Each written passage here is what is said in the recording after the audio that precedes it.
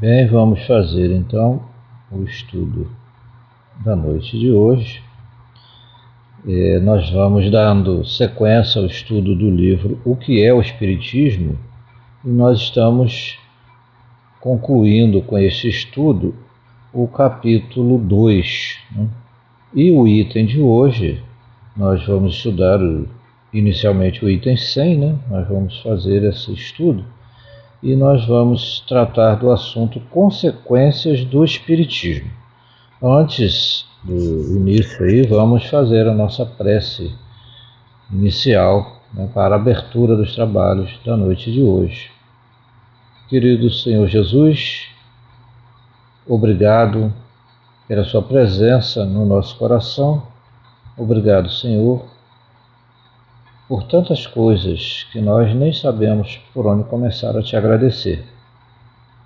Mas vamos rogando a tua presença junto de nós, abençoando o estudo de hoje, abençoando cada um dos participantes, quem ouve hoje, quem ouvirá em outro momento esse estudo, que nós possamos saber utilizar da melhor maneira possível para as reflexões que se fazem necessárias, que as vibrações do teu amor possam estar envolvendo cada um de nós.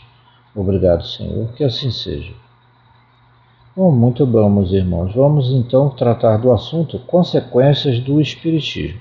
Começando aqui pelo item 100, nós vamos falar, evitar um pouco o exagero na leitura do texto, mas vamos falar resumidamente. Hoje a gente vai fazer em áudio, porque está difícil de fazer o vídeo, meu espaço está pequeno no celular, e para não ficar aí fazendo 2, 3 vídeos, a gente vai fazer em áudio aí. Acredito que dê para a gente fazer um bom estudo, até porque já fizemos em outras ocasiões. Ante a incerteza das revelações feitas pelos Espíritos, perguntaram: para que serve então o estudo do Espiritismo? Para provar materialmente a existência do mundo espiritual. Ponto. Sendo o mundo espiritual formado pelas almas daqueles que viveram, resulta da sua admissão a prova da existência da alma e sua sobrevivência ao corpo. As almas que se manifestam nos revelam suas alegrias ou seus sofrimentos, segundo o modo por que empregaram o tempo de vida terreno. Nisto temos a prova das penas e recompensas futuras. Descrevendo-nos seu estado e situação, as almas ou espíritos retificam as ideias falsas que faziam da vida futura, e principalmente acerca da natureza e duração das penas. Bom, então assim, fazemos uma pequena pausa aqui, porque Kardec fala no início dessa questão dessa incerteza, das revelações. Nós falamos no estudo anterior sobre contradições, que são encontradas algumas vezes. Um espírito tem uma visão a respeito de um tema e o outro fala do mesmo tema com o seu saber. Então cada um tem o seu ponto de vista a respeito de um assunto. E assim é a mesma coisa entre nós encarnados. Mas do ponto de vista divergente, não significa que não haja um mundo espiritual. Pelo contrário, isso prova que os seres humanos desencarnam e continuam com as suas ideias, que continuam com o seu livre-arbítrio e a sua condição de necessidade de evoluir, tanto quanto estamos aqui, quem está atualmente encarnado. E, de fato, então, as comunicações elas servem como uma prova da existência do mundo espiritual. Não é porque um tem dúvida de uma coisa, um é evoluído um pouco mais, outro está no aprendizado ainda, precisa passar por tantas provas ainda, mas isso não quer dizer que não exista, é uma prova realmente de que o mundo espiritual existe. Então as comunicações têm esse fito, essa necessidade, essa constatação da existência do mundo espiritual, E, então aí eles dizem, segundo Kardec fala isso, e os espíritos vão, de acordo com as suas ideias, cada um tinha uma noção da vida futura. Algum de nós nem pensa nisso, mas quando chegamos, né, depois de desencarnado, muitos de nós poderá se chocar com a nova realidade que vai encontrar. Tudo depende do tipo, do nível de crença que nós adotávamos aqui, o quanto que nós pensávamos sobre esse assunto ou não. Passando assim a vida futura do estado de teoria vaga e incerta ao de fato conhecido e positivo, aparece a necessidade de trabalhar o mais possível durante a vida presente, que é tão curta, em proveito da vida futura que é indefinida. Né? Aí suponhamos que um homem de 20 anos tenha a certeza de morrer aos 25 anos. Que fará ele nestes 5 anos que lhe restam? Trabalhará para o futuro? Certamente que não. Procurará gozar o mais possível, acreditando ser uma tolice submeter-se a fadigas e privações sem proveito. Não imagina, né? A gente sabe que vai deixar e não tem muita noção de que a vida futura é uma realidade, né? Daqui a 5 anos é certo que eu vou desencarnar, se eu tivesse certeza, e não nenhuma noção, né, de tendência a melhorar espiritualmente, vou procurar me divertir ou fazer uma série de coisas porque o fim é certo, né? Então vou me despedir da melhor maneira que eu puder. Agora aí ele vem fazer outra, dando sequência a esta comparação. Se, porém, ele tiver a certeza de viver até os 80 anos, seu procedimento será outro, porque então compreenderá a necessidade de sacrificar alguns instantes do repouso atual para assegurar o repouso futuro durante longos anos. Então é isso, é essa comparação que ele faz, né? Pô, já que eu vou viver 80 anos e não vou estar tão bem de saúde assim como eu estou aos 20, então é bom que eu me prepare um pouco porque vai passar algumas dificuldades, então vou me cuidar da minha saúde, fazer com que eu possa chegar aos 80 na melhor forma possível, né? Um nível de inteligência, procurar cuidar bem da saúde, né? Mental e espiritual, para poder chegar bem aos 80. Né? Isso é o pensamento sensato. Sabemos que a maioria da população não pensa assim, mas a comparação aqui é no sentido de que um ser humano de bom senso vai se precaver, né, com a sua saúde, com a sua vida, para poder fazer o melhor possível para chegar mais longe na sua existência. Né? E aí Kardec dá a sequência. O mesmo se dá com aquele que tem a certeza da vida futura. A dúvida relativamente a esse ponto conduz naturalmente a tudo sacrificar aos gozos do presente. Daí ligar-se a excessiva importância aos bens materiais. Né? Então a dúvida é que conduz a sacrificar, né, a isso. Né? Então, se eu não tenho essa fé, se eu estou duvidando da existência e não tenho dentro de mim ainda uma certeza de que eu vou continuar lá e que para continuar bem lá, do outro lado, né, teoricamente falando, né, entre aspas, eu preciso sacrificar alguns materiais, alguns bens, sacrificar o meu amor próprio, né, ter como meta, como prioridade, um pouco, no mínimo, de evolução espiritual, de sabedoria, de busca de melhorias para a minha alma, porque o meu futuro é do lado de lá, né? O maior tempo que eu vou passar da minha existência é no plano espiritual. Então eu preciso ter essa certeza. Tendo dúvida, eu realmente vou ter dificuldade. E aí ele segue, a importância que se dá aos bens materiais excita a cobiça, a inveja e o ciúme, do que tem pouco contra aquele que tem muito. Da cobiça ao desejo de adquirir por qualquer preço o que o vizinho possui, o passo é simples. Daí ódios, querelas, processos, guerras e todos os males engendrados pelo egoísmo. Então é mais uma situação, né, que a gente acha na maioria, né, do comum da população, é que a gente precisa usufruir da melhor maneira enquanto a gente está aqui, porque a vida é curta, aquela conversa toda, né?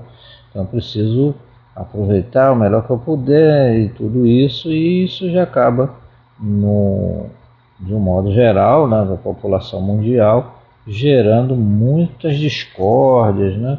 Um apreço muito grande pelos bens materiais. Óbvio que a gente precisa deles, mas não precisa matar para obtê-lo, não precisa roubar para conviver, né, entre seus irmãos, que tem menos, ou que tem mais, ou que tem igual que você possui. Com a dúvida sobre o futuro, o homem, acabrunhado nesta vida pelo desgosto e pelo infortúnio, não vê senão na morte o termo dos seus sofrimentos, e assim, nada esperando, procura pelo suicídio a aproximação desse termo. Sem esperança de futuro, é natural que o homem seja afetado e se desespere com as decepções por que passa. Os abalos violentos que experimenta repercutem-lhe no cérebro e são a fonte da maioria dos casos de loucura. Então, vou fazer mais uma pausa aqui. Quer dizer que quando a gente não tem uma firmeza, né, e não basta apenas ter certeza do ponto de vista científico, né, é necessário que essa fé ela esteja enraizada na nossa alma, que ela faça parte da educação espiritual nossa, porque por mais que a gente saiba, que a gente tenha informações, numa hora de perda de um ente familiar, numa hora de tristeza, é muito natural a pessoa se deixar bater, né? E aí é que é difícil, porque se eu não tenho uma fé no futuro, que eu não tenho certeza, se a certeza não está enraizada no meu coração, no meu íntimo, se ela não faz parte da minha crença intrínseca de que não somente a vida continua, mas que o meu ente querido e amado vai continuar bem e às vezes melhor ainda, então eu vou acabar me abatendo. Então a minha certeza, entre aspas, vai por água abaixo se eu não tiver essa fé, se eu não acreditar nas promessas de Jesus de que há um mundo melhor. E se eu não acreditar no que a doutrina espírita orienta com relação a como é esse mundo melhor, então eu vou sofrer um abalo muito grave. Sofrer um abalo é natural na perda de alguma coisa, de uma decepção, uma perda de uma pessoa amada. É natural, faz parte, é um desligamento difícil, mas é necessário, faz parte, né, do processo de aprendizado. E aí continua: sem a vida futura, a atual se torna para o homem a coisa capital, o único objeto de suas preocupações, ao qual ele tudo subordina. Por isso, quer gozar a todo custo, não só os bens materiais, como as honrarias. Aspira a brilhar, elevar-se acima dos outros, eclipsar os vizinhos por seu fausto e posição. Daí a ambição desordenada e a importância que liga aos títulos e a todos os efeitos da vaidade, pelos quais ele é capaz de sacrificar a própria honra, porque nada mais vê além. A certeza da vida futura e de suas consequências muda-lhe totalmente a ordem de ideias e lhe faz ver as coisas por outro prisma. É um véu que se levanta descobrindo imenso e esplêndido horizonte. Olha que coisa tocante, né? E quando a gente consegue aceitar isso, ter isso absorvido dentro da nossa alma, ter essa certeza bem enraizada em nossa alma, é como se a gente já estivesse de alguma forma nesse plano. Vamos sofrer abalos? Não sabemos o tanto que nós poderemos ainda passar na vida, né? Então, existe aquela célebre frase, né? O que importa não é tanto o que acontece na sua vida, mas o que você faz com o que acontece na sua vida. Então, como eu reajo? Tendo a doutrina espírita, né, esse mar de explicações, essa certeza tão palpável que ela dá para a gente, né, do plano espiritual, do que é melhor, da ausência de fadigas e de sofrimentos, né, então a gente já absorve melhor os impactos quando isso é bem colocado, bem aceito na nossa alma, no nosso coração, mais do que no nosso entendimento, né? Quando isso está bem dentro do nosso sentimento.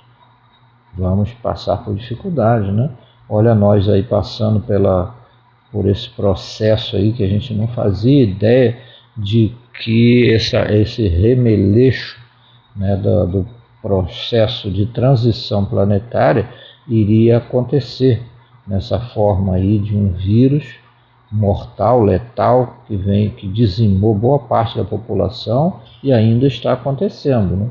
Nós ainda estamos mornos com essa aceitação. A maioria da população está aceitando agora meio que como uma realidade. Muita gente não está nem se importando pelo fato de que nós estamos perdendo, né, uma população enorme, uma quantidade grande da nossa população está se desfazendo, né? Estamos passando por um processo muito difícil. Mas quem já vinha se preparando de alguma forma para um processo de transição vai aceitando isso melhor, não vai se abalando tanto. Então esperamos que a fé no nosso coração, né, aumentada ainda mais pela certeza da vida futura, possa nos trazer mais consolação, né? Possa dar mais força para cada um de nós. Aí eu vou agora pulando um pouco mais, olha, o item 102. Os espíritos, porém, fazem mais que isso. Se as suas revelações são rodeadas de certa dificuldade, se elas exigem minuciosas precauções para se lhes comprovar a exatidão, não é menos real que os espíritos esclarecidos, quando sabemos interrogá-los e quando lhes é permitido, podem revelar-nos fatos ignorados, dar-nos a explicação do que não compreendemos e encaminhar-nos para um progresso mais rápido. É nisto, sobretudo, que o estudo sério e completo da ciência espírita é indispensável, a fim de só lhe pedir o que ela pode dar e do modo por que o pode fazer. Né? Ultrapassando esses limites é que nos expomos a ser enganados, como ele está dizendo. Então, quando a gente quer questionar coisa demais, olha, quem começou ou está começando a encontrar-se agora na doutrina espírita, a gente tem um verdadeiro universo de informações. Olha quanta coisa adiantou na nossa vida que a gente não fazia ideia. Antes a gente achava que acender meia dúzia de vela por semana, fazer Pai Nosso, pagar uma promessa a um santo e fazer algumas coisas daqui, outras dali, no ritualístico religioso que boa parte de nós foi acostumada, achávamos que isso era suficiente. Pô, já estou no céu, né? Se eu morrer agora, já vou para o céu. Afinal de contas, eu sou de tal ou qual religião. Mas o Espiritismo veio e botou por terra as nossas crenças. Isso não é um adiantamento? Para que a gente quer perguntar coisa demais? Quer saber coisa demais? Quer perguntar como é que está o familiar? Quer ficar com excesso de curiosidade? É aí que a gente acaba sendo levado a erros, né? E aí, nós, para não nos estendermos muito, né, nós vamos aqui ao item 104, né? O estudo é bastante elucidativo, né, e podemos no grupo comentar melhor. O Espiritismo ensina poucas verdades absolutamente novas, ou mesmo nenhuma, em virtude do axioma: nada há de novo debaixo do sol. Só as verdades eternas são absolutas. As que o Espiritismo prega, sendo fundadas sobre as leis natural, existiram de todos os tempos, pelo que encontraremos em todas as épocas esses germes, que, mediante estudo mais completo e mais atentas observações, conseguiram desenvolver. As verdades ensinadas pelo Espiritismo são antes consequências que descobertas. Olha que interessante, né? Então, o fato de haverem comunicações espirituais, mediunidade, é desde que existe o mundo, desde que o homem está na Terra, existe. Então, o Espiritismo não inventou a roda, né?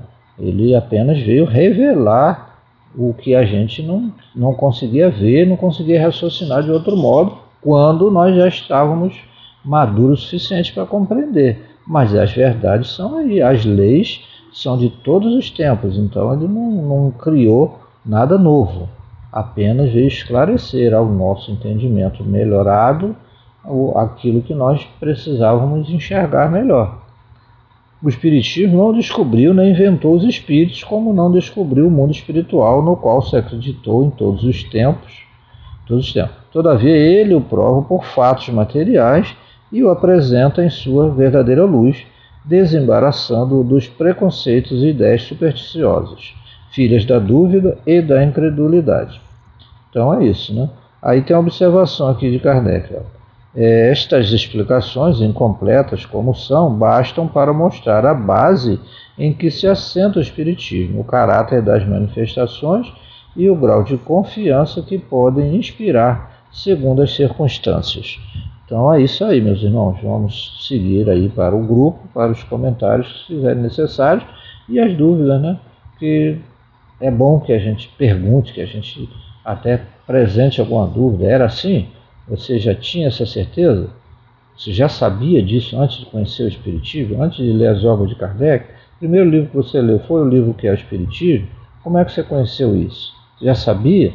Isso aí não é novidade para você? Você já botava em prática todas essas coisas? Já tinha comunicações? Alguém já falava isso para você? Então é bom que a gente leve essas dúvidas, né? Vamos comentar isso aí no grupo, tá bom, pessoal? E na próxima semana nós vamos partir para o capítulo 3, né? Que vamos falar de solução de alguns problemas pela doutrina espírita, que é a continuidade, né? Aqui vamos falar de pluralidade dos mundos, né? Na próxima semana. Obrigado, meus queridos. Vamos ao grupo estudar esse assunto de hoje, né? Que nós vamos, né, entender melhor lá nos comentários que vamos fazer. Vamos falar desse tema, consequências do Espiritismo. É o tema que nós estamos falando hoje. Um abraço e até já.